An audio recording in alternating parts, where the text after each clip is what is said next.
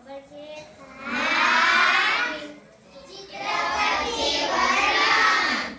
ચિત્રપટથી વર્ણન આપણે આજે શીખીશું. આજનો હું બાળ શિક્ષક છું. આપણે એક ચિત્ર લઈએ.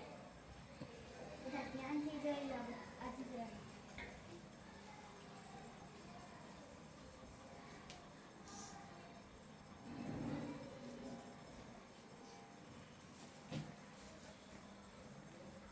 જોઈ લીધું આ ચિત્રને ધ્યાનથી? તો પહેલા આપણે 30 થી ચાલુ કરવાનું હોય. બાકીનું ચિત્ર છે ગામનું. તો એક વાક્ય બનાવવાનું. બનાવો તો.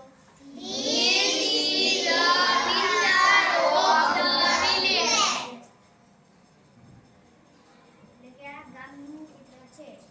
બીજું વાક્ય બનાવો.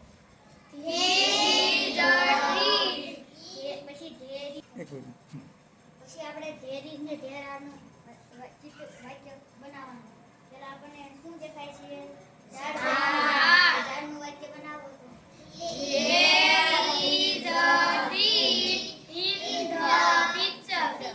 પછી આપણને ઘર દેખાય છે. પછી ઘરનું વાક્ય બનાવો.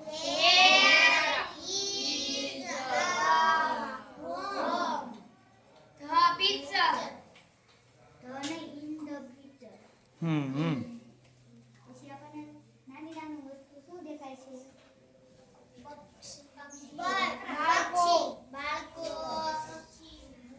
તો બાળકોનું વાક્ય બનાવો તો.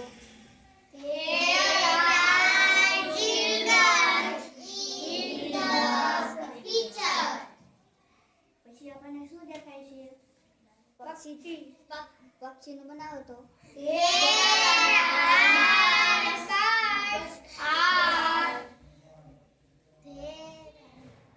બરોબર છે, પણ ફરીથી યાર બોલવાનું નહીં.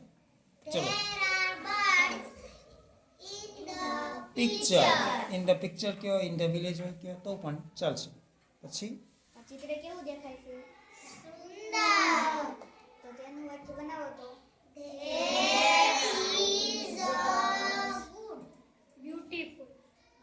ધેર ઇઝ અ વન્ડરફુલ કયો તો પણ ચાલે.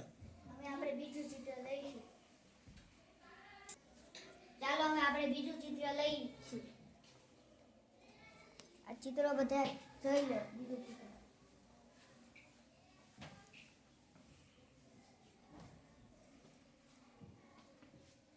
આ ચિત્ર ધ્યાનથી જોયું? તો આપણે પેલું વાક્ય ધીરથી ચાલુ કરવાનું હોય. પછી ધેરી ને ધેરાથી ચાલુ કરવાનું હોય. આમાં પેલું વાક્ય બનાવો.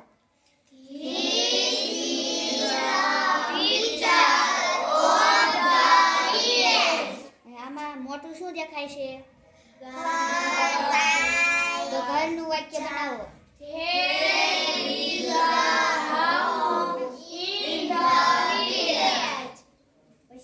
પછી બીજું શું દેખાય છે? તો ઝાડનું વાક્ય બનાવો.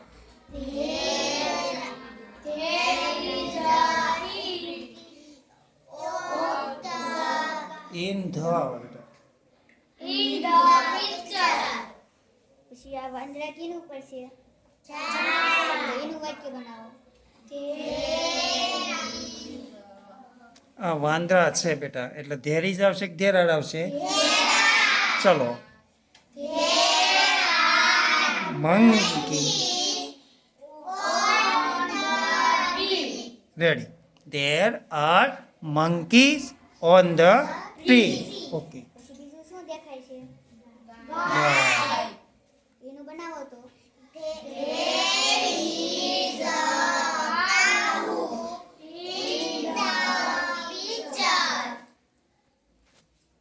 આજે હું આપણા ગ્રુપમાં એક પિક્ચર મૂકીશ, એટલે કે ચિત્ર. એનું તમારે વર્ણન કરીને કાલે લાવવાનું છે. ખૂબ સરસ.